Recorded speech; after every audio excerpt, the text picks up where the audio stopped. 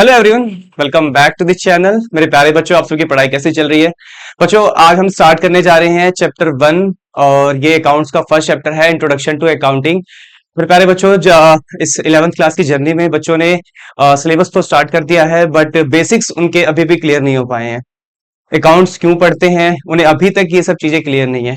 देखो बच्चों, हमने कॉमर्स ज्वाइन किया है इसलिए नहीं कि हम सिर्फ सिलेबस पे ध्यान दें, साथ साथ में हमें यह भी समझना होगा जो हमारे सब्जेक्ट हैं वो हैं क्या, अकाउंट्स क्या है, इकोनॉमिक्स क्या है।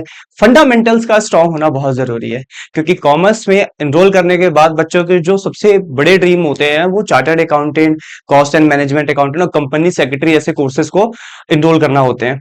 और ये कोर्सेज तभी क्लियर हो पाएंगे जब हमारे बेसिक्स बहुत अच्छे होंगे। तो खैर, बच्चे आगे क्या करते हैं, ग्लोबल डिग्रीज में जाते हैं या सीए के लिए जाते हैं, वो एक बात की बात है। जरूरी आज की डेट में क्या है कि हम अपने बेसिक्स को मजबूत करें, सिलेबस भी कवर करें, बेसिक्स भी अच्छे रखें, ताकि कॉमर्स में अगर आए हैं तो कुछ बन के निकले। तो फर्स्ट ऑफ ऑल, ये चैप्टर जो है फर्स्ट है, इंट्रोडक्शन टू अकाउंटिंग है।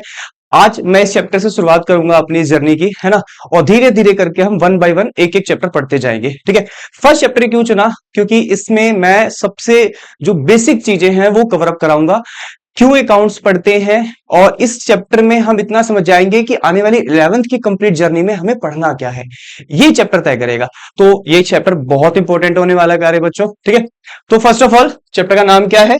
चैप्टर का नाम है इंट्रोडक्शन टू अकाउंटिंग। ठीक है, तो पहले मैं मीनिंग, डेफिनेशन की ओर बढ़ने से पहले आपको एक एग्जाम्पल से कुछ बातें समझाता हूं। एक कहानी समझते हैं, कहानी समझ में आई, चैप्टर समझ में आ जाएगा। ठीक है बच्चों, तो देखें हमारी कहानी के किरदार कौन है। देखिए, फर्स्ट ऑफ ऑल एक स्टोरी में हम एक कंपनी के मालिक को लेते हैं। ठीक है, जैसे मान लीजिए ये है रामलाल। ये कौन है? ये है रामलाल। ठीक है, ये रामलाल है। रामलाल राम लिमिटेड के मालिक हैं। ठीक है, ये इस कंपनी के प्रोपराइटर हैं, आम भाषा में ये मालिक हैं। कौन है? मालिक। रामलाल को एक बड़ी कंफ्यूजन सी है कि उनकी कंपनी ने क्या प्रॉफिट अर्न किया, उन्हें ये जानना है। उनके दो सवाल हैं। उनके अगर मैं सवालों की बात करूं तो उनके मन में कुछ सवाल चल रहे हैं। सबसे पहला सवाल, कंपनी का हमारी प्रॉफिट लॉस क्या है? अब भाई प्रॉफिट लॉस क्यों जानना यार, हम कंपनी रन कर रहे हैं, अगर हमें यही नहीं पता होगा कि कंपनी ने क्या प्रॉफिट लॉस कमाया, कुछ कमाया भी नहीं कमाया, तो डेडिकेशन कहां से आएगा कंपनी को रन करने का? दूसरी बात, इन्हें जानना है कि इस वक्त जो कंपनी की पोजीशन है वो क्या है। जो कंपनी की पोजीशन है वो क्या है? वैसे ये प्रोप्राइटर हैं इस बिजनेस के, इन्हें दो सवाल, इनके मन में दो सवाल चल रहे हैं, एक प्रॉफिट लॉस जानना है और एक पोजीशन जाननी है। इनकी कंपनी की पोजीशन क्या है, वीक है, स्ट्रांग है, क्या कमाया, कितना घाटा हुआ, ये सवाल है। इसके लिए वो क्या कर रहे हैं, वो एक पर्टिकुलर पर्सन को हायर कर रहे हैं, एक पर्टिकुलर पर्सन। और वो पर्टिकुलर पर्सन कौन है? वो पर्टिकुलर पर्सन एक प्रोफेशनल चार्टर्ड अकाउंटेंट है, एक सीए है। ठीक है, इसको बुलाया गया। सीए ने कहा, हाँ जी रामलाल जी बताइए क्या करना है। तो रामलाल ने कहा, भाई दो सवाल हैं, एक प्रॉफिट बता दे, एक फाइनेंशियल पोजीशन बता दे, बस। तो सीए ने कहा ठीक है, बिल्कुल हो जाएगा, हमारे यहाँ आपके यहाँ कल से काम करने। तो ये पहुंच गया इनके यहाँ पर, इनकी कंपनी में। इसने कहा, डोंट वरी सर, मैं काम करने आ रहा हूं आपके पास। ठीक है, मैं काम करने आ रहा हूं। और इसने कहा, मैं कल से अकाउंटिंग के लिए ज्वाइन कर लूंगा आपकी कंपनी को। रामलाल ने कहा, अकाउंटिंग, अब ये क्या चीज होती है? तो सीए ने कहा, ये तो प्रोसेस है, इसी के थ्रू तो मैं सब चीजें निकालूंगा और आपको बताऊंगा। तो रामलाल ने कहा, ठीक है, ओके, अकाउंटिंग, तो चलो फिर अकाउंटिंग को समझते हैं। सीए ने क्या कहा, मैं आता हूं, कल से अकाउंटिंग करूंगा, जो जो सवाल आपने पूछे हैं उनके मैं जवाब दूंगा, पर थोड़ा रुक के। ठीक है, तो कहानी में ट्विस्ट कैसे आएगा, अकाउंटिंग को समझते हैं। अकाउंटिंग में सीए कहता है, जो मैं काम करने आपके यहाँ आ रहा हूं मैं उसे अकाउंटिंग कहूंगा, इसमें कुछ स्टेप्स अपनाऊंगा काम करने के लिए। वो स्टेप्स क्या होंगे? IMRCSAC, एक एक स्टेप्स को हम समझेंगे कि कहना क्या चाहते हैं स्टेप्स। ये टोटल जो है हमारे स्टेप बच्चों, ये 7 स्टेप्स हैं। ये हमारे 7 स्टेप्स हैं, IMRCSAC। ठीक है, फर्स्ट ऑफ ऑल बात करते हैं हम अपने फर्स्ट स्टेप की। I, I for identification identification of transaction. I for identification of transaction, आम भाषा में पहचान करना। सबसे जो पहला काम होगा ना अकाउंटिंग में सीए का, वैसे सीए अपने काम को ही अकाउंटिंग बोलता है, पहला जो काम होगा वो होगा कि हमें पहचान करना है। सर क्या पहचानना है? देखो, हमें पहचानना क्या है। मान लीजिए रामलाल ने एक ऑफिस रेंट पे किया, एक उसने अपने घर का रेंट पे किया, एक ऑफिस का रेंट और एक घर का रेंट। अब ये मुझे बताइए, एज ए सीए, जो सीए आया है वो किस खर्चे को रिकॉर्ड करे और किसको ना रिकॉर्ड करे। बच्चे कहेंगे सर घर वाला रेंट क्यों रिकॉर्ड करेंगे, इसका तो कोई मतलब ही नहीं बनता, इतना तो हम वैसे ही समझदार हैं, हमने तो अकाउंटिंग पढ़ी नहीं, फिर भी हम बता देंगे इसे तो नहीं रिकॉर्ड करना। क्यों? क्योंकि अगर हम किसी कंपनी का प्रॉफिट निकाल रहे हैं तो खर्चे भी तो कंपनी के होंगे। अब रामलाल के घर के खर्चे थोड़ी जोड़ेंगे, हमें रामलाल की कंपनी का प्रॉफिट निकालना है, उसके घर का नहीं निकालना है, उसके घर के खर्चे नहीं ऐड करने कंपनी के खर्चे में, ठीक है ना। तो इसलिए उसके घर के खर्चे हटा दो, उसके घर का रेंट है वो देखेगा, हमें कंपनी के खर्चे जानने हैं, ठीक है। हम क्योंकि कंपनी के रेवेन्यू में से कंपनी के खर्चे माइनस करेंगे, ठीक है। देखो बच्चों, बोर मत होना, मैं होने भी नहीं दूंगा। और कहीं किसी को लग रहा हो कि ये तो कहानी है, जल्दी जल्दी मतलब खत्म करो सर, देखो कई बातें क्या होती हैं पेशेंसफुली समझी जाती हैं। एक स्टोरी को जितना डेप्थ में समझोगे ना, आगे की कहानी उतनी अच्छी क्लियर हो जाएगी। और मैं उम्मीद करता हूं अगर कहीं कोई दिक्कत आती है तो हमारे बच्चे कमेंट बॉक्स में जरूर पूछेंगे। सवाल पूछना बच्चों, जो भी नेक्स्ट लेक्चर होगा सबसे पहले मैं डाउट लूंगा, मैं कमेंट बॉक्स हमेशा चेक करता हूं। और ऑफलाइन जो बच्चे पढ़ रहे हैं, जो हमारी इस वीडियो को देख रहे हैं, आप लेक्चर में समझते रहिए, कुछ भी नहीं समझ में आता है आप हमसे ऑफलाइन क्लासेस में आफ्टर क्लास ओवर होने के बाद पूछ सकते हैं, ठीक है। सेकेंड थिंग, पहचान करना आ गया, किसको रिकॉर्ड करना है किसको रिकॉर्ड नहीं करना। सेकेंड थिंग क्या है, देखो मैं दिखा देता हूं। एम, एम फोर क्या होता है, उनका मतलब बताइए सर। आपने एक और लिखा था एम, ये तो फर्स्ट था, ठीक है, ठीक है। Measurement in terms of money. देखो, जब भी कोई लेन देन होगा, जब भी कोई लेन देन होगा, या तो जो कैश है वो आउटफ्लो होगा या इनफ्लो होगा, या आएगा या तो जाएगा, दो ही चीज हो सकती है। अब मान लीजिए ऑफिस रेंट गया, ठीक है, ऑफिस रेंट गया, ऑफिस रेंट गया, तो कितना गया, 10,000 गया, 20,000 गया, 40,000 गया, जो भी गया उसको लिखिए। तो हमने लिखा, हाँ भाई रामलाल से मैंने पूछा भाई कितना किराया पे किया आपने, उन्होंने कहा 40,000 रुपए, तो ऑफिस रेंट 40,000 हमारा गया, ठीक है। Measurement in terms of money का मतलब हुआ जो भी लेन देन हो उसको पैसों में लिखिए, जब तक नहीं लिखोगे प्रॉफिट फाइंड करना मुश्किल हो जाएगा, ठीक है। लेन देन पहचानना सीख लिया, उनका अमाउंट लिखना सीख लिया, जो भी खर्चा हुआ है उसका अमाउंट लिखिए। Measurement in terms of money का मतलब यही होता है। थर्ड, थर्ड चलो, थर्ड, थर्ड क्या है सर, आ जाओ बैक। आर, थर्ड है आर, ठीक है। R for recording, recording of financial transaction. जितने भी लेन देन है समय आ गया है उन्हें रिकॉर्ड करने का, हमें सभी लेन देनों को रिकॉर्ड करना होगा किसी एक जगह पर, ठीक है। एक बुक बनाएंगे हम छोटी सी, जिसका नाम रखेंगे हम जर्नल।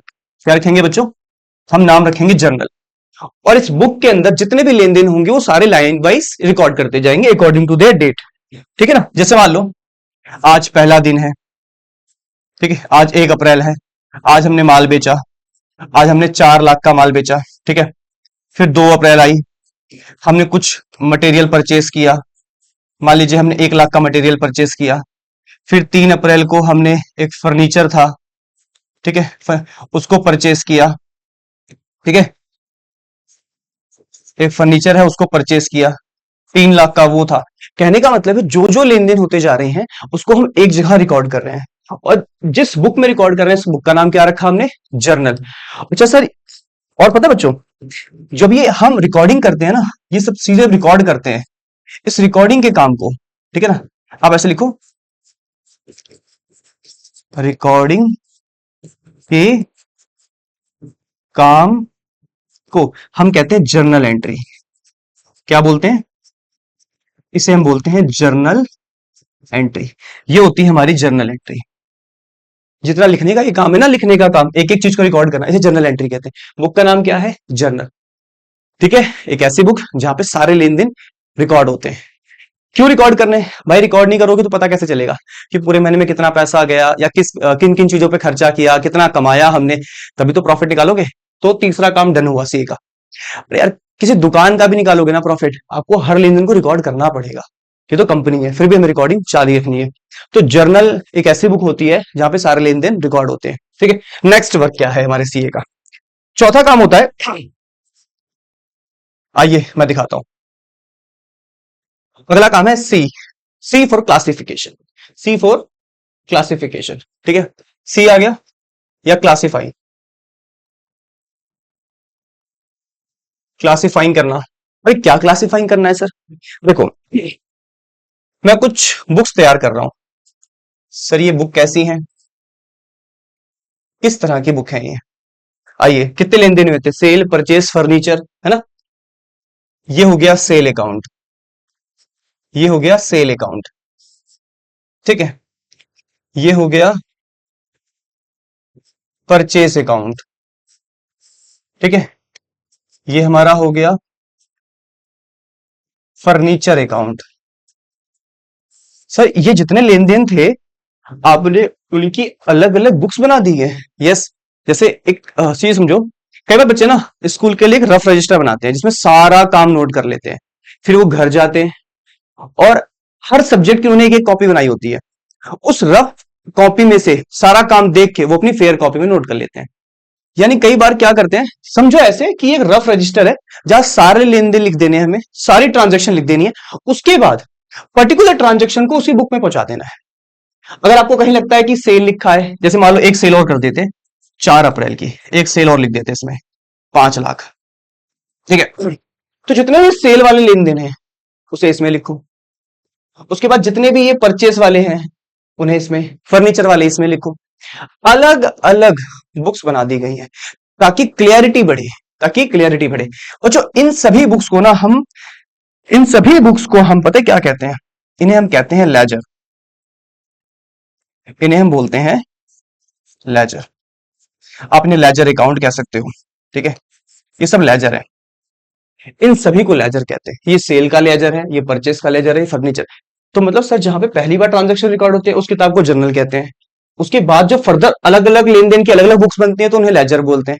यस, और एक चीज और, जब आप यहां से लेन देन देख देख कर यहां लिखना शुरू करते हो ना, इसी को पोस्टिंग कहते हैं। क्या कहते हैं? पोस्टिंग। ठीक है, या ट्रांसफर करना कह सकते हो। आप अपनी जर्नल की बुक से जब लेन देन को ट्रांसफर करते हैं इन अलग बुक में, तो आप इनको पोस्टिंग कह सकते हो कि हम पोस्टिंग कर रहे हैं, हम चीजों को ट्रांसफर कर रहे हैं। फेयर कॉपी से रफ कॉपियां तैयार कर रहे हैं। इसी काम को, अलग अलग खर्चे और अलग अलग कमाई को अलग अलग हिस्सों में बांटने को ही क्लासिफाइंग कहा जाता है। ये भी सीए करता है। ठीक है ना, यहां से सारे लेन देन लिखता है और अलग अलग लेजर में ट्रांसफर कर देता है। ठीक है, चौथा काम हो गया। अब देखते हैं हमारा पांचवा नाम क्या था बच्चों। पांचवा था एस, मतलब समराइजिंग। ठीक है, अब ये क्या होता है? ठीक है, आइए समराइजिंग समझते हैं बच्चों। ठीक है, as for summarising. I hope आपको ये पूरी स्टोरी के बाद ना चैप्टर ऐसे धुएं में खत्म हो जाएगा, एक झटके में समझ आ जाएगा। आधा तो न्यूमेरिकली, मतलब आपको एग्जांपल से कहानी समझ में आ गई कि क्या चल रहा है। फिर जब थ्योरी पढ़ेंगे यही सारे वर्ड घूम घूम के आते रहेंगे। ठीक है, मैं एग्जांपल्स के माध्यम से बहुत सारी चीजें समझा देता हूं बच्चों। रही बात कहानी की, कहानी से पढ़ते रहने मजा नहीं आएगा। जब तक उसको हम प्रैक्टिकली नहीं समझेंगे ना, तब तक इंटरेस्ट भी नहीं बनने वाला ना। तो अब देखते हैं हमारा सीए क्या करता है। जैसे मान लीजिए वो सेल की एक किताब थी ना, सेल वाली, मान लो एक सेल की बुक बना लेते हैं, सेल अकाउंट। ठीक है, जैसे अलग अलग डेट पे अलग अलग सेल हुआ था, देखते हैं कब कब हुआ था। 1 अप्रैल को 4 लाख का माल बेचा है हमने। 1 अप्रैल को हमने कितना सेल किया था? 4 लाख का। उसके बाद हमने फिर 4 अप्रैल को 5 लाख का माल बेचा है। 4 अप्रैल को हमने कितने का बेचा है? 5 लाख का। तो इस मंथ, पूरे मंथ में टोटल कितना बेचा है हमने? 5 4 9 लाख। पूरे मंथ में कितना बेचा है? 9 लाख। ये जो काम था ना, एंड वाला, ये जोड़ने वाला काम, पूरे मंथ का जो भी सेल है वो जोड़ के निकालना, यही समराइजिंग का पार्ट है। और एक काम और आता है इसके अंदर। वो क्या काम आता है सर? हमारी कुछ फर्दर बुक्स रेडी की जाती हैं सीए द्वारा, जिन्हें फाइनेंशियल स्टेटमेंट कहते हैं। आगे भी कुछ बुक्स बनाई जाएंगी, अभी हम समझेंगे एक एक चीजों को। कुछ फर्दर बुक्स तैयार की जाती हैं, ठीक है। मैं नाम लिखता हूं पहले। देखो वैसे तो प्रोसीजर में मैं आपको कुछ प्रोसीजर फाइनल फर्दर और आगे बताऊंगा, बट अभी कुछ बातों को समझिए।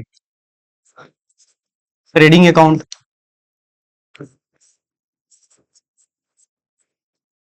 Statement of profit and loss account, ठीक है, और तीसरा बैलेंस शीट। और इन सभी से पहले एक और बनाया जाता है, एक और बुक तैयार कर दी जाएगी, जिसे हम कहते हैं ट्रायल बैलेंस। सर अभी तो आपने बताया, फिर एकदम से बहुत सारी किताबें बनने लग गई, कंफ्यूजन से हो गई सर। देखो, अलग अलग खर्चे, अलग अलग कमाई की एक बुक बन गई, हो गया। उसके बाद समझो कि हर बुक से जितना लेन देन है उसका ना एक निचोड़ कह सकते हो, या कह सकते हो कि कुछ मतलब उनको एक तरफ कर दिया जाता है ट्रायल बैलेंस में। सभी लेन देनों के डेबिट क्रेडिट में क्या समझाऊं, इनिशियल स्टेज है, धीरे धीरे समझाऊंगा, ठीक है ना। क्योंकि बहुत सारी चीजें आप आगे सीखोगे, आई होप स्कूल में कुछ ये सीख गए होगे। आप कहोगे कि सर वहां डेबिट होता है, क्रेडिट होता है। मैं समझ रहा हूं आपने कुछ बातें समझी है, बट समझो अभी सब कुछ भूल जाओ, ठीक है ना। मतलब ऐसे समझो तो इन सभी बुक्स में जितने लेन देन है वो एक बार यहां पे भी ट्रांसफर कर दिए जाते हैं, जहां पे एक पर्टिकुलर कॉलम बना बना के उन्हें बांट दिया जाता है। उसके बाद और वो, और पता है यहाँ पे ना वेरिफिकेशन किया जाता है कि जो भी लेन देन हुआ है क्या वो प्रॉपर रिकॉर्ड किया गया है या नहीं किया गया है। मतलब समझो कि यहां कोई गलती होगी तो हम उसे यहां पकड़ लेंगे, ठीक है। इसलिए हम इसको यहां पे ट्रांसफर करके लिखते हैं। उसके बाद ये जो 3 बुकें बनाई गई फर्दर, जिन्हें हम फाइनेंशियल स्टेटमेंट भी कहता है सीए, ये 3 बुकों की बड़ी खास बात है। तक जितनी बुकें बन रही थी उसमें सेल, परचेज, एसेट, सबके ना अलग अलग बुक्स तैयार कर दी गई, फिर सबको एक जगह लिख भी दिया गया। अब समय आ रहा है प्रॉफिट निकालने का। पूरे महीने की सेल पता चल गई है, परचेज जितना खर्चा किया है, जितनी जितना माल बेचा है, सब पता चल गया है। समय आ गया है कि हम कोई ऐसी किताबें बनाए जहां पर हम अपने खर्चों में से कमाइयों को माइनस करके प्रॉफिट दिखा सके। अब ये काम रफ पेज से तो करेंगे नहीं, तो इस काम के लिए हमने कुछ बुक्स तैयार की हुई है। स्पेशली ये जो स्टार्टिंग की 2 बुक्स हैं, ये आपकी हेल्प करती हैं, ये आपकी दोनों हेल्प करेंगी प्रॉफिट एंड लॉस में। प्रॉफिट या लॉस बताएगी, सब कुछ इसमें होगा। सर इनके बारे में बताइए, पेशेंस रखिए, पहली क्लास में नहीं हो पाएगा संभव, धीरे धीरे सब समझा देंगे। इन दोनों में हम प्रॉफिट लॉस निकालेंगे। ये जो बुक होती है ना, ये बताती है फाइनेंशियल पोजीशन। क्या बताती है? Financial position. वही मैं समझाऊंगा इसके बारे में भी, इसके बारे में बात करेंगे आज की क्लास में, ठीक है। तो प्रॉफिट लॉस निकालने का काम यहां, और यहां पर फाइनेंशियल पोजीशन को पता लगाने का काम किया जाएगा। तो एक बात समझ में आई, समराइजिंग में लास्ट मूवमेंट में हमारा जो सीए है कुछ बुक्स तैयार करेगा, और जितने भी महीने की सेल हुई होगी, परचेस हुई होगी, उन्हें जोड़ने का काम करेगा, सब जोड़ लेगा। मान लो अगर मैं कोचिंग चला रहा हूं, मेरी कोचिंग का अगर आपको प्रॉफिट निकालना है तो आप क्या करोगे? आप कहोगे सर जितना भी मंथ में फीस आता है ना, आप बता दीजिए, हम जोड़ के लिख देते हैं। और जितने भी खर्चे हैं उन्हें जोड़ के लिख देते हैं। जोड़ना तो पड़ेगा, क्योंकि सर जब तक जोड़ेंगे नहीं तब तक माइनस करके कैसे पता चलेगा कि इस मंथ में आपने कितना कमाया? क्योंकि जितना भी आपका फीस का कलेक्शन होगा उसमें से आप क्या माइनस कर दोगे? जो भी खर्चे होंगे वो। पर जोड़ना पड़ेगा पूरे मंथ, क्योंकि हमारे यहाँ फीस ऐसा नहीं है कि एक ही दिन में सारी आ जाती है, अलग अलग डेट पे आती रहती है। तो पूरा जैसे 1 तारीख से लेकर मंथ के एंड तक आपको सारी फीस जोड़नी पड़ेगी, सारे खर्चे हटाने पड़ेंगे, तब आपको प्रॉफिट मिलेगा, ठीक है। तो इन बुक्स में सारा काम हम, अच्छा हाँ, यहाँ पे जोड़ लेना है। उसके बाद अलग से कुछ किताबें बनानी है जहां पर प्रॉफिट लॉस फाइंड किया जाएगा, यहाँ पे पोजीशन फाइंड की जाएगी, ठीक है। अब आगे देखते हैं। तो 5वां जो समराइजिंग का काम है, उसका काम ही यही है कि पूरे मंथ के जितने भी लेन देन है उन्हें सम कर लीजिए, अलग अलग बुक्स बना लीजिए जहां पर हम प्रॉफिट लॉस फाइंड करेंगे, ठीक है। तो ये हो गया 5वां काम। सिक्स्थ आ जाता है ए फॉर एनालिसिस, यानी अब आखिरी काम आता है समझने का। इसमें क्या समझना है सर? जैसे मान लो हमारी सेल अभी कितनी हुई थी पीछे, 9 लाख। मान लो हमने परचेस किया, मटेरियल खरीदा, हमने मटेरियल खरीदा 3 लाख, हमने सैलरी पे करी स्टाफ को 2 लाख, ठीक है। हमारा जो रेंट गया वो गया 1 लाख। आप प्रॉफिट बता सकते हो? बिल्कुल सर, कैसी बात कर रहे हैं, प्रॉफिट क्यों नहीं निकलेगा? देखो सर, प्रॉफिट का फॉर्मूला, जो भी रिवेन्यू आपने जनरेट किया वो, और जो एक्सपेंसेस हो गए वो माइनस कर देते हैं। अभी एक झटके में पता चल जाएगा। देखो, सेल कितनी है, 9 लाख की। जरा खर्चों को जोड़ना एक साथ, 3 2 5 और एक 6, 6 लाख के हमारे खर्चे हो गए। 9 में से 6 गया, कितना बचेगा? 3 लाख। ये रहा प्रॉफिट, ये रहा प्रॉफिट हमारा, 3 लाख का प्रॉफिट। एनालिसिस के पार्ट में यही करते हैं, प्रॉफिट निकालते हैं, ठीक है ना, कि क्या हमने प्रॉफिट जनरेट किया सारे रेवेन्यू में से खर्चों को माइनस करके। और साथ साथ में ये जो बुक थी बैलेंस शीट वाली, और इसको भी समझा देता हूं। एनालिसिस में वो बैलेंस शीट भी बनाएगा हमारा, सी बैलेंस शीट भी रेडी करेगा, ठीक है। अब बैलेंस शीट क्या होती है, मोटी मोटी समझना, ठीक है बच्चों। ये हमारा बैलेंस शीट है। इसके दो हिस्से होते हैं, एक लायबिलिटी साइड और एक एसेट। एक होता है हमारा एसेट, ठीक है। इधर लायबिलिटी, इधर एसेट। सर लायबिलिटी मतलब कंपनी की सारी उधारियां। सर कंपनी के ऊपर भी उधारियां होती है, यस। कंपनियां लेन देन करती रहती हैं, कई बार सामान कैश में खरीदती हैं, कई उधार उधार खरीद लेती है। तो कर्जा क्यों नहीं हो सकता कंपनी पे? कर्जे भी हो सकते हैं। क्या एसेट्स होती होंगी उनके पास? हाँ, एसेट्स भी होती है। और देखते हैं क्या क्या होता है। सबसे पहला होता है कंपनी पे कैपिटल, ये मालिक का पैसा होता है। मालिक का पैसा उधारी कैसे सर? देखो, जब मालिक पैसा लगाता है ना बिजनेस में, तो आज नहीं तो कल, और एक मालिक तो होते नहीं है, कई बार 5 6 हो जाते हैं, कई बार उससे भी ज्यादा हो जाते हैं। सीए को पता है आज जो आया है वो कल को जाएगा, और कभी मालिक अगर जाएगा तो जो पैसा लगाया है उसको निकाल के लेके जाएगा। यानी कंपनी को यही पैसा एक दिन लौटाना भी पड़ सकता है मालिक को। तो कंपनी के सर पे तो उधारी हुई ना, बशर्ते मालिक लेकर आया, पर एक दिन वो जाएगा और अपना पैसा लेके जाएगा, मांगेगा, और जो चीज मांग ली जाए भविष्य में वो उधारी तो है। तो कंपनी के लिए तो उधार है भाई। आगे, कंपनियां कई बार बैंक से लोन वगैरह भी लेती हैं। क्या लेती हैं? लोन। फिर क्रेडिटर आते हैं हमारे इसके अंदर, ठीक है। तो यही सब चीजें हैं मोटा मोटी, अभी ज्यादा हम इसको ब्रीफली नहीं लेके जाएंगे। मतलब ये समझ लो, ये जितनी भी चीजें हैं, ये जितनी भी चीजें हैं, ये वो सारे आइटम हैं जिन्हें हमें पैसे देने हैं। ये सब उधारी है हमारे सर पे, कंपनी के सर पे। इन सभी को पैसे देने हैं। मैं लिख दे रहा हूं, सभी को पैसे देने हैं, सभी को पैसे देने हैं, सभी को। और एसेट्स में क्या क्या आता है? लैंड बिल्डिंग, लैंड बिल्डिंग आ गया, प्लांट मशीन आ गया,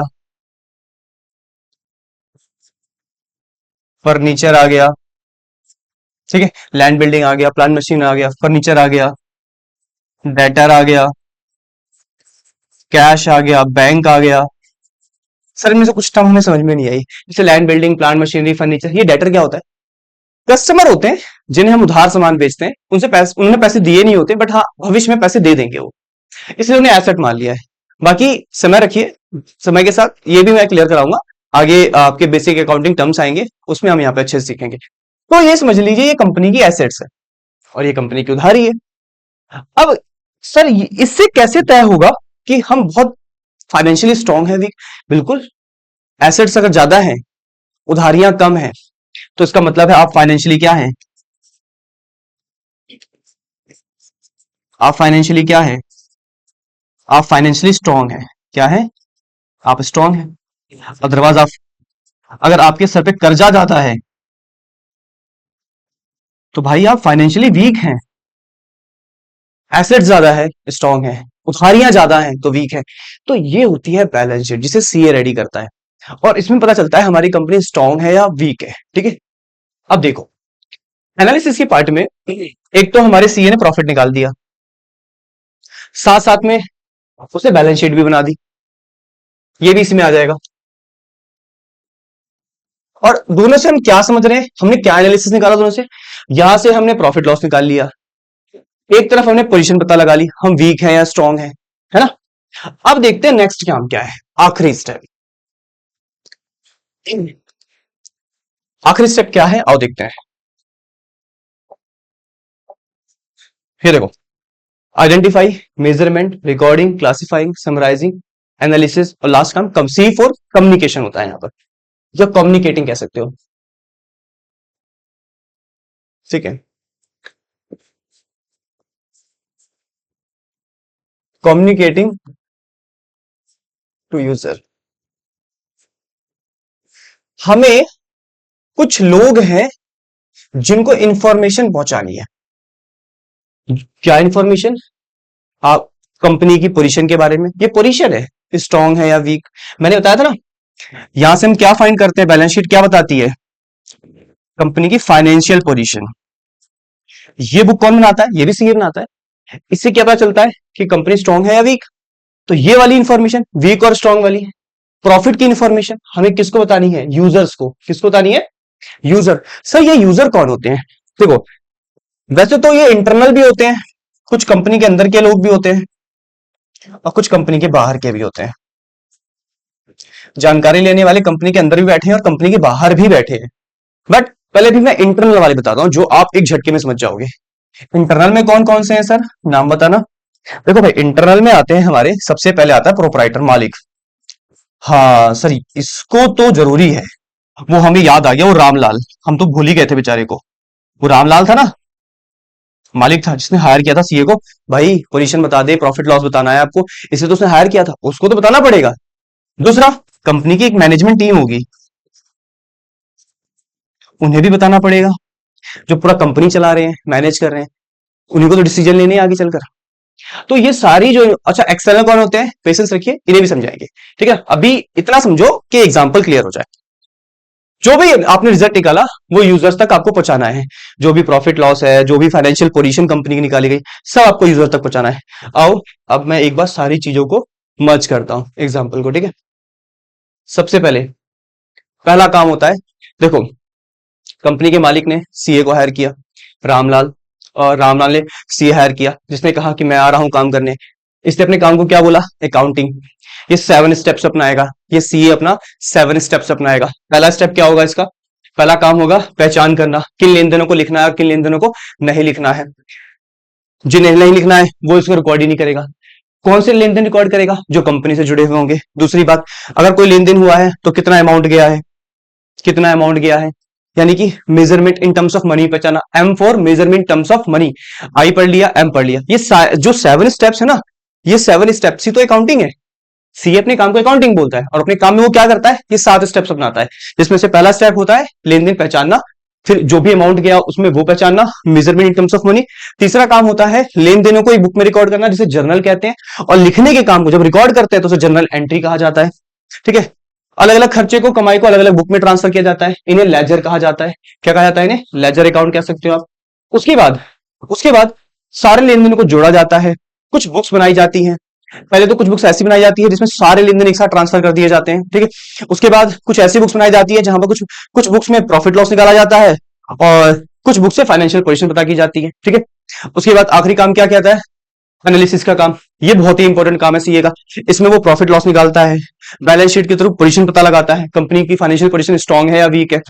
उसके बाद जो भी रिजल्ट्स निकलते हैं वो यूजर्स तक पहुंचाता है, जिसमें इंटरनल एक्सटर्नल आते हैं। हमने इंटरनल में पढ़ा, एक कंपनी का मालिक है और मैनेजमेंट है। इंटरनल मतलब जो कंपनी के अंदर के लोग हैं, एक्सटर्नल मतलब जो बाहर के हैं। हम पढ़ेंगे, मैं से बता देता हूं मैं एक्सटर्नल कौन में थे। एक्सटर्नल में गवर्नमेंट आती है, बैंक्स आते हैं, क्रेडिटर्स आते हैं, एम्प्लॉइज आते हैं।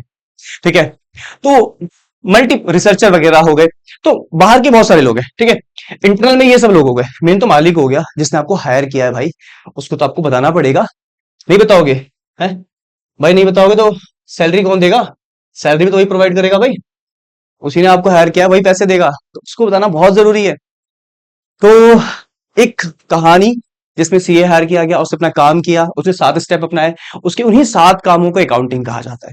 हमारी पूरी 11वीं में ना, हम इसके किए गए इस काम को पहचानने को, मेजरमेंट करने को, बुक्स बनाने को, ये सारा काम हम 11वीं में ही करेंगे। मतलब सर हम अकाउंटिंग करेंगे 11वीं में? यस, हम अकाउंटिंग करेंगे, जहां हम ट्रांजेक्शन पहचानेंगे, उन्हें रिकॉर्ड करेंगे, अलग अलग बुक्स बनाएंगे, प्रॉफिट लॉस निकालेंगे, इनफैक्ट बैलेंस शीट तक बनाएंगे। ठीक है, तो सारा काम सीखेंगे हम 11वीं में। यही है बेसिक। इसलिए तो कहते हैं कि 11 का ये जो चैप्टर है बहुत ही बेसिक है, ये बताता है कि हमें करना क्या है इस पूरी 11वीं में। ठीक है, तो बस इसी के काम को हमें सीखना है 11वीं भर में। आइए अब मैं आपको डेफिनेशन की ओर लेके चलता हूं। ठीक है बच्चों, अब मैं आपको डेफिनेशन की ओर लेके चलता हूं। अब हम समझेंगे कि हमारी डेफिनेशंस क्या कहती हैं। आई होप आपको यहां तक समझ में आया होगा बच्चों।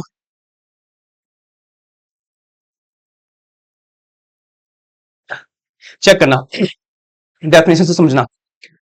Accounting is a systematic process. ये एक प्रोसेस है, वो सीए के पूरे काम की बात कर रहे हैं, जहां पर पहचाना जाता है, मतलब इसमें लिखा नहीं है, जरूरी नहीं है, आप लिख सकते हो। आई इसमें मतलब आइडेंटिफिकेशन का काम लिख सकते हो। जहां चीजों को मेजर किया जाता है, ये रहा। जहां रिकॉर्डिंग की जाती है, ये रहा।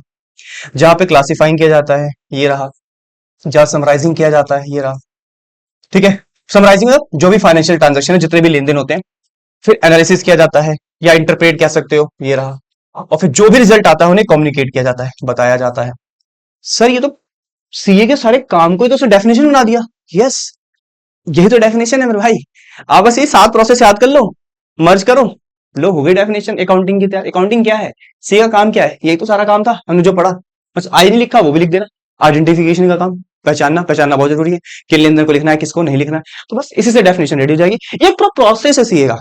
अच्छा सर, क्या क्लासिफिकेशन पहले हो सकता है? नहीं नहीं नहीं, ईच स्टेप के बाद अगला स्टेप होता है।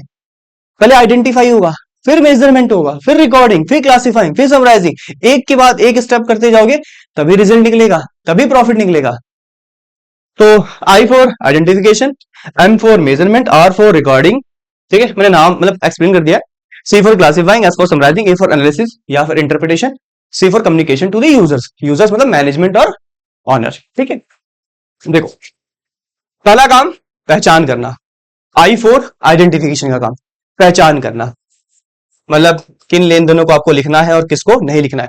Transaction that can be measure in terms of money, sorry measured in money terms and identify for recording in the books. मतलब आप पहचान करना सीखिए कि आपको उन्हें बुक्स ऑफ अकाउंट्स, उन्हें किताबों में लिखना है या नहीं। अब घर के कोई खर्चे होंगे मालिक के, तो वो नहीं लिखने हैं, कंपनी के खर्चे लिखने हैं। अगला काम मेजरमेंट का काम। मेजरमेंट में क्या करना है हमें, इसमें करना है कि जो भी लेन देन होगा उसमें कितना पैसा गया, मेजरमेंट टर्म्स ऑफ मनी, कितना पैसा गया और कितना आया। ठीक है ना। और जब भी आपको लेन देन लिखोगे, उसका एविडेंस आपको जरूर उसके साथ अटैच करना है। देखो जब आप फीस देने आते हो हमारे संस्थान में, कोचिंग में आते हो, तो फीस के बाद हम एक रिसिप्ट फाड़ के आपको देते हैं, एक फीस रिसिप्ट। ये एक एविडेंस है लेन देन का कि आपने फीस जमा कर दी और हमें फीस मिल गई। कल को अगर मैं दोबारा आपको टोकूं या कोई मैनेजमेंट का पर्सन टोके, हाँ भाई फीस नहीं आई, तो आप कहोगे अरे कल ही तो दिए फीस, रिसिप्ट है तो ये देखो, डेट लिखी पड़ी है, एविडेंस था ना। तो यही चीजें हैं, जब भी कोई लेन देन होगा सीए एक तो लेन देन के आगे पैसा लिखेगा, कितना का लेन देन था, और एविडेंस। हर लेन देन में एक एविडेंस जनरेट होता है, वो उसके साथ वो अटैच करेगा रिकॉर्ड के तौर पे। अगला काम रिकॉर्डिंग का, जितने भी लेन देन होंगे उन्हें हम जर्नल, एक बुक होती है मैंने बताया था, उसमें रिकॉर्ड करता है सीए। और पता है इस बुक का एक नाम और है, जर्नल भी है और एक नाम और है, याद कर लेना, एमसीक्यू में आएगा, book of original entry, 1 marks के एमसीक्यू में आएगा। Okay sir, got it. Book जहां पर हम पहली बार लेन देन को रिकॉर्ड करते हैं उसे जर्नल भी कहते हैं, उसे बुक ऑफ ओरिजिनल एंट्री भी कहते हैं। सेकंड थिंग, अलग अलग खर्चे की, अलग अलग कमाई की अलग अलग किताबें बनाएंगे फिर, जिसे कहते हैं क्लासिफाइंग, और आप इन्हें लेजर अकाउंट भी कह सकते हो, ये भी डिस्कस कर लिया हमने। ठीक है, फिर अगला काम होता है समराइजिंग का, जहां पर हम क्लासिफाइड करते हैं डेटा को, और इस प्रकार से हम डेटा लिखते हैं कि उसे हम आसानी से समझ सके। ठीक है ना। और मैंने बताया था 3 बुक्स रेडी की जाती हैं। क्या की जाती है, 3 बुक्स रेडी की जाती हैं, जिनमें से ऊपर की 2 बुक्स में हम प्रॉफिट लॉस निकालते हैं, और जो तीसरी वाली होती है इसमें हम बैलेंस शीट पता लगाते हैं, मतलब बनाते हैं, और फाइनेंशियल पोजीशन पता लगाते हैं। ठीक है। छठा काम होता है एनालिसिस करना। इसमें क्या करते हैं भाई, इसमें हम फाइनेंशियल डेटा को समझते हैं, और उसके बाद लिखा है analysis and interpretation of the financial data carried out so that the user of financial data can make a meaningful assessment of the profitability and financial position. Profit पता लगाना और फाइनेंशियल पोजीशन पता लगाना, मैंने बताया था एनालिसिस में। Profit पता लगाता है हमारा सीए, और बैलेंस शीट बनाकर पोजीशन पता लगाता है। एनालिसिस में काम ही उसका यही है, प्रॉफिट पता लगाए और पोजीशन पता लगाए कंपनी की। और जब ये सब पता चल जाए तो कम्युनिकेट करे, रिजल्ट को बताना होगा। किसको बताना होगा? सीए का सारा तामझाम करने का तो आखिरी काम बचता है, जितनी भी जानकारी आपने निकाली, जो भी प्रॉफिट लॉस निकाला, जो भी आपने बैलेंस शीट से पोजीशन निकाली, वो जाइए प्रोपराइटर को बताइए, मैनेजमेंट को बताइए। ये इंटरनल लोग हैं। और कुछ बाहरी लोग भी हैं, जिसमें बैंक आता है, गवर्नमेंट आती है, एनजीओ आते हैं। और एनजीओ तो खैर नहीं कह सकते, रिसर्चर कह लो आप, क्रेडिटर कह लो, सप्लायर कह लो, ये बहुत सारे लोग हैं जिन्हें आपको ये इंफॉर्मेशन पहुंचानी है। ठीक है। हाँ, कोई इन्वेस्टर है उसे बता देना। सर क्यों बतानी है इनको इन्फॉर्मेशन, ये हम आगे सीख लेंगे। क्योंकि देखो, हर कोई ना कोई आपकी जानकारी से इंटरेस्टेड है, किसी ना किसी को जानकारी चाहिए, है ना, किसी पर्पज से चाहिए। ठीक है ना। बैंक वाले क्यों मांग रहे हैं? क्योंकि हो सकता है वो आपको लोन देने वाले हूं, बिना आपकी बैलेंस शीट देखे, आपका प्रॉफिट देखे वो लोन नहीं देंगे ना। वो चेक करेंगे आपको कि आप फाइनेंशियली स्ट्रांग हो या वीक, क्या हमारा आप लोन लौटा पाओगे, तभी तो लोन देंगे। जब हम लोन लेने जाते हैं बैंक्स में, तो कैसे हमारी प्रोफाइल चेक होती है कि इस बंदे के पास कितना कैश है, इसका जॉब जो कौन सी जॉब करता है, कितनी इनकम है इसकी। क्यों करते हैं सब? भाई हम लोन तो दे रहे हैं, पर क्या सामने वाला कैपेबल है लौटाने के लिए? तो कंपनी की प्रोफाइल भी चेक की जाती है। ठीक है। तो लास्ट में सारा जो रिजल्ट होता है वो बताया जाता है। Communicating means the sharing financial statement. अब फाइनेंशियल स्टेटमेंट सर क्या? वही 3 बुकें, ये वाली 3 बुकें बच्चों, ये वाली, ये 3 बुकें। हर बुक में कोई ना कोई जानकारी है। इन दो में प्रॉफिट लॉस की है, तीसरी वाली बैलेंस शीट में पोजीशन की जानकारी है। और ये जो फाइनेंशियल स्टेटमेंट से जो जानकारियां निकलती हैं, ठीक है ना, चाहे वो प्रॉफिट लॉस के निकले, या फिर फाइनेंशियल पोजीशन के निकले, financial position with the users, उसको कहां पहुंचाना होता है? यूजर्स के पास। The accounting information should be provided in time to the user, समय रहते पहुंचाना होता है, so that appropriate decision can be taken at the appropriate time, सही समय पर सही निर्णय लिया जा सके। भाई क्यों मांगी जा रही है सीए से सारी जानकारियां? मालिक क्यों मांग रहा है, मैनेजमेंट क्यों मांग रहा है? क्योंकि इन्हें डिसीजंस लेने हैं, सही समय पे लेने हैं।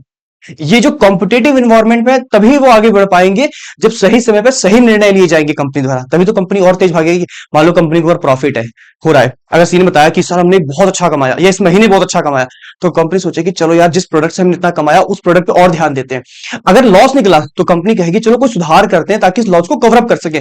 तो डिसीजंस लेने पड़ते हैं। ठीक है। चलिए नेक्स्ट क्या है वो देखते हैं। अकाउंटिंग के ऑब्जेक्टिव क्या है, जो ये सीए कर रहा है उसका पर्पस क्या है? सर एक लाइन बताए। एक तो वो प्रॉफिट लॉस बताता है और एक पोजीशन बताता है वो कंपनी की। मेन तो इसीलिए हायर किया गया उसको। यही सारी बातें हैं। पहला काम, रिकॉर्ड मेंटेन करना। क्या करना? रिकॉर्ड मेंटेन करना। To keep a complete, accurate and orderly record of all business transaction, जितने भी लेन देन है उन सभी को कंप्लीट, एक्यूरेट और सही ऑर्डर में मेंटेन करना। सारी किताबों को अच्छे से मेंटेन करना, सभी बुक्स को मेंटेन करना, चाहे वो जर्नल हो चाहे वो लेजर हो। ठीक है ना। सभी प्रॉपर रूल्स और प्रिंसिपल को फॉलो करते हुए हर चीज को, हर बुक को सही ऑर्डर में मेंटेन करना। तो पहला काम है रिकॉर्ड मेंटेन करना। दूसरा, प्रॉफिट लॉस पता लगाना। To calculate financial operational result, जो भी कंपनी ने इस साल परफॉर्म किया, जो भी प्रॉफिट कमाया business over a specific accounting period. अच्छा ये अकाउंटिंग पीरियड क्या है सर? देखो जैसे बच्चों ना, हमारा कैलेंडर जो कैलेंडर होता है वो शुरू होता है 1 जनवरी से 31 दिसंबर, पर कंपनियों का नहीं होता। हमारी जो कंपनियां हैं, हमारा पता है कैसा होता है? हम फॉलो करते हैं अकाउंटिंग ईयर। तो सर क्या ये 1 जनवरी से स्टार्ट नहीं होता? नहीं नहीं, हमारा शुरू होता है समय पीरियड 1 अप्रैल से 31 मार्च। हम फॉलो करते हैं 1 अप्रैल से 31 मार्च। हमारा तो यही है शुरुआत और ये है एंड। हम नहीं मनाते नया साल, हमारा नया साल 31 मार्च है ना। मतलब 31 मार्च एंड हो जाता है, 1 अप्रैल जो आता है वो नया साल बन जाता है हमारे लिए। हम 1 जनवरी को एंजॉय नहीं करते, हमारा एंजॉयमेंट 1 अप्रैल को होता है भाई, नया सेशन शुरू हो जाता है हमारा। तो यानी कि हम फॉलो करते हैं अकाउंटिंग ईयर, जहां पे शुरुआत होती है 1 अप्रैल से और एंड होता है 31 मार्च को। ठीक है। तो हम अकाउंटिंग ईयर पे फॉलो करते हैं। और सुनना, पूरे साल भर लेन देन होते रहते हैं और एंड में हमारा सीए 2 बातें पता लगाता है, क्या प्रॉफिट कमाया पूरे साल भर में और पोजीशन क्या है कंपनी की। ठीक है। प्रिपेयरिंग द इनकम स्टेटमेंट, एक वो इनकम स्टेटमेंट बताएगा जिसमें वो ट्रेडिंग और प्रॉफिट लॉस निकालेगा। मैंने बताया था अभी, trading account, profit loss account, balance sheet. ये देखो वापस चलते दिखाते हैं, ये 3 चीजें। ठीक है। इन्हीं सब में तो जानकारियां छुपी होंगी और इन्हीं सब में तो वो प्रॉफिट लॉस निकालेगा। बैलेंस शीट के थ्रू वो पोजीशन बताएगा कंपनी की, ट्रेडिंग प्रॉफिट लॉस में वो कंपनी के प्रॉफिट के बारे में बताएगा कि कंपनी ने कितना प्रॉफिट जनरेट किया। तो जो पहला काम है रिकॉर्ड मेंटेन करना, दूसरा काम है प्रॉफिट लॉस पता लगाना। बस इतना याद रखना, ये सारा काम वो एंड ऑफ द ईयर में करता है, और हमारा एंड 31 दिसंबर को नहीं होता, 31 मार्च को होता है। हम अकाउंटिंग ईयर फॉलो करते हैं, कैलेंडर चलता है 1 जनवरी से 31 दिसंबर, और हमारा जो ईयर चलता है वो 1 अप्रैल से 31 मार्च। क्या चलता है? 31 मार्च। ठीक है, तो ये हो गया बच्चों। थर्ड काम होता है फाइनेंशियल पोजीशन पता लगाना कंपनी की। अच्छा, वो जो बैलेंस शीट बनती है सर, जो आपने बनाया था जिसमें एक तरफ लायबिलिटी थी एक तरफ एसेट थी, उसी की बात कर रहा है क्या? Yes. Financial position balance sheet के थ्रू पता लगाता है और बताता है कंपनी को कि हमारी कंपनी फाइनेंशियली स्ट्रांग है या वीक। अगला काम मैनेजमेंट की हेल्प करना, सही समय पे इंफॉर्मेशन पहुंचाना ताकि मैनेजमेंट डिसीजन ले सके। ठीक है, अगला काम अकाउंटिंग इंफॉर्मेशन को यूजर्स तक पहुंचाना, ये सबसे आखिरी काम होता है। जो भी पोजीशन निकाली, मतलब एंड ऑफ द ईयर में जो भी प्रॉफिट निकाला या जो फाइनेंशियल पोजीशन निकाली, जो भी इंफॉर्मेशन निकाली वो सब मालिक तक पहुंचाना, मैनेजमेंट तक पहुंचाना या आउटसाइडर तक पहुंचाना, ये सारा काम सीए संभालेगा। पर्पस क्या हुए सर? ये तो वही पर्पस हो गए जो हमने पढ़े थे पहले, मतलब रिकॉर्ड मेंटेन करना है, प्रॉफिट लॉस निकाल रहा है, प्रॉफिट लॉस के तो पर्पस से हायर किया गया है, फिर अगला काम बैलेंस शीट बना रहा है, यहाँ से पोजीशन पता लगा रहा है, उसके बाद मैनेजमेंट की हेल्प कर रहा है और सारी इंफॉर्मेशन को यूजर तक पहुंचा रहा है। मैंने बताया था ना वो दो चीजें, एक प्रॉफिट लॉस और एक फाइनेंशियल पोजीशन, इन दो चीजों के लिए उसे हायर किया गया और यही दो काम उसका सबसे इंपॉर्टेंट है। वो तो बात अलग है कि इस काम के अंदर उसे रिकॉर्ड मेंटेन करना ही पड़ेगा, उसके पास और कोई चारा ही नहीं है। रिकॉर्ड मेंटेन करेगा तभी तो प्रॉफिट लॉस निकलेगा और बैलेंस शीट से पोजीशन निकलेगी, मतलब इस किताब में वो पोजीशन ढूंढेगा और कंपनी को बताएगा। तो ये हो गए हमारे अकाउंटिंग के ऑब्जेक्टिव। क्या हो गए? यही सारे जो सीए जो अपना काम करता है ना, वही उसका ऑब्जेक्टिव होता है। ठीक है, तो मेरे प्यारे बच्चों, हाँ और एक काम और देखो, मैं एक बार रीड करा दूं आपको ये यूजर्स वाला, इसमें कुछ चीजें आपको समझ में अभी आ जाएंगी। मैंने बताया था ना कुछ इंटरनल होते हैं कुछ एक्सटर्नल होते हैं। देखो इंटरनल में कौन कौन होते हैं, ऐसे यूजर्स जो इंटरनल है वो कौन है? मालिक, मैनेजमेंट।